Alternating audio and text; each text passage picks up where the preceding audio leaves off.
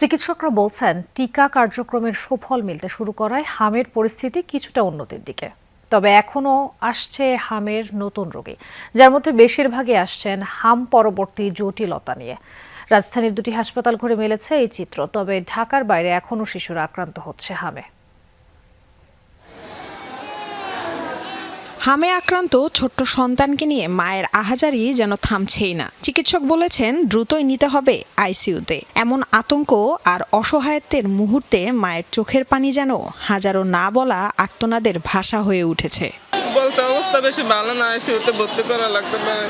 রাজধানীর শিশু হাসপাতাল ও ইনস্টিটিউটে হামে আক্রান্ত এমন শিশু অনেক, যাদের বেশিরভাগই হাম কিংবা হাম পরবর্তী জটিলতা নিয়ে ভর্তি হয়েছে। ডাক্তার আমার বেবির কথা বলতেছে যে অতটা সমস্যা নাই, জাস্ট ওর হচ্ছে মুখটা একটু বেশি হয়েছে। ওর নিউমোনিয়া ধরা পড়ছে, পাতলা পায়খানা, তারপরে জ্বর উঠছিল, তারপরে ওইখান থেকে আবার রেফার করে ফরিদপুর থেকে এখানে পাঠিয়ে দিয়েছে ঢাকা। চিকিৎসকরা বলছেন সরাসরি হামে আক্রান্ত হয়ে নতুন রোগী অনেকটাই নিয়ন্ত্রণে এসেছে।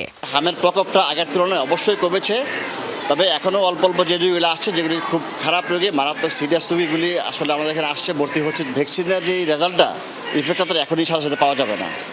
ইমিউনিটি হওয়ার জন্য সময় লাগে, সময়টা দিতে হবে আর। এদিকে শুক্রবার ছুটি ও বৃষ্টির দিনেও যেন রেহাই নেই। রাজধানীর ডিএনসিসি কোভিড ডেডিকেটেড হাসপাতালে হামে আক্রান্ত রোগী ভর্তি লেগেই আছে। কেউ নারায়ণগঞ্জ, কেউ মাদারীপুর, কেউ বা রাজধানীর বিভিন্ন হাসপাতাল ঘুরে এসে ভর্তি হচ্ছেন এখানে। বর্তমানে দম নিতে পারে না, প্রচুর পরিমাণে কাশি, পাশাপাশি হামের যে লক্ষণগুলি সবই আছে। বাবুর ক্রিটিক্যাল অবস্থায় জন্য ভর্তি করতে হবে। ভোলাতে আমাদের স্থানীয় পর্যায়ে যেই হসপিটাল আছে ওইখানে নেওয়ার পর তারা বরিশালে আমাদেরকে যাওয়ার জন্য বলছিল, তখন আমরা ঢাকাতে চলে আসছি। টিকার কার্যকারিতা বাড়ার সাথে সাথে দ্রুতই এই প্রাদুর্ভাব একেবারে শূন্যের কোঠায় নেমে আসবে বলে আশা প্রকাশ করছেন চিকিৎসকরা। লামিয়া তিথি, যমুনা নিউজ।